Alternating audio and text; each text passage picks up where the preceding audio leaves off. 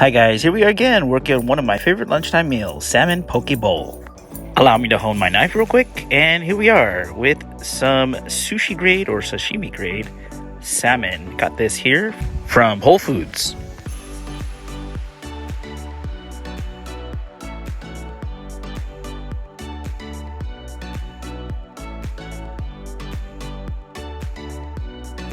The salmon should not smell fishy or have any strong pungent odor. If you're shopping for salmon at the store and you're not sure if it's safe to eat raw, just ask your fishmonger.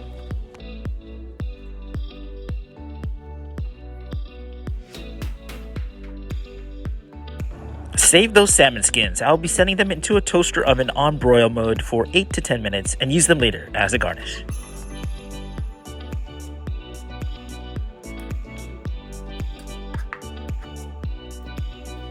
One thing I love about cooking is that I get to try the food along the way. This small thin slice is my perfect opportunity to go right in.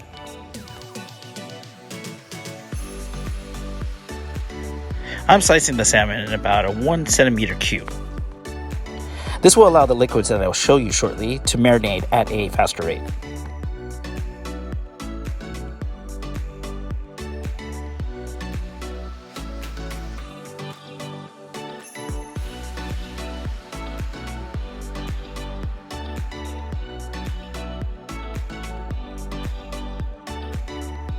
Now let's switch to a different task, a different board, and crush our macadamia nuts using a mortar and pestle. Now we go on with our liquids. This here is low sodium soy sauce, sesame oil, and finally rice vinegar.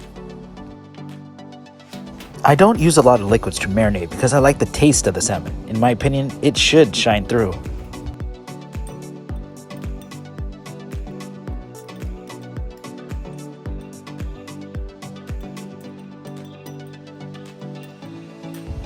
So a little taste there. I figure that we just need a half a teaspoon more of the sesame oil.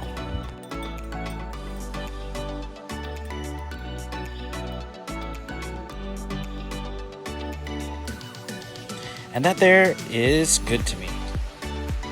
Now I hit it with a pinch of crushed red pepper flakes and some black lava sea salt.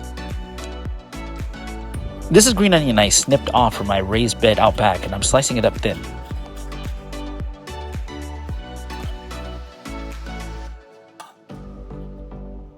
Alright, here's an avocado for a 1 bowl preparation. We will only need 1/4 of it.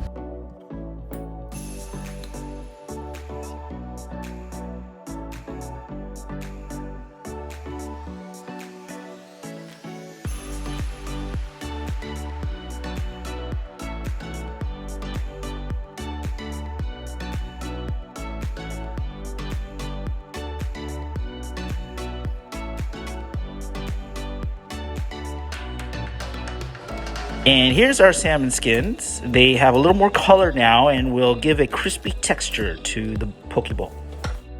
Now I'm trying to locate a knife, just trying to remove some of that excess salmon meat.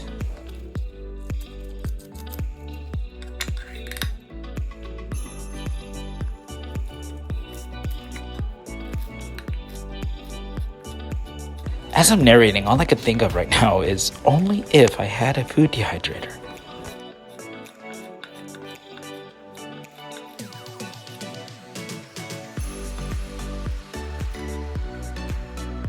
Now we're ready to bowl. Oh wait, hot rice.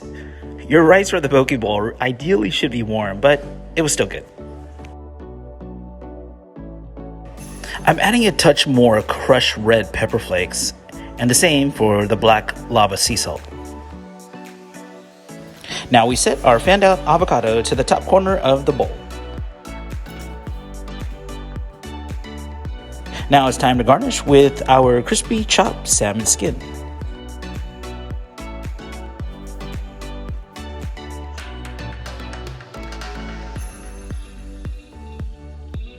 And we finally end with furikake, which is normally used for rice seasoning, but serves as a great topping for flavor and added texture on just about any poke bowl.